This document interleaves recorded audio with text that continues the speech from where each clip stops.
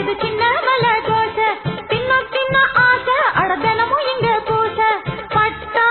போட்டு வைக்கிறையா நீ சொட்ட நானும் சொக்குறையா எலுமிச்சம்பழம் வேணுமா நார்த்தங்காய் வேணுமா நெல்லிக்காய் வேணுமா மாங்காய் வேணுமா இஞ்சி அவக்காய் பூண்டு புதினா 8 வகை ஊறுகாய தொட்டு கதையா என்ன கிட்ட வந்து தொட்டு பாரு ரொம்ப காரையா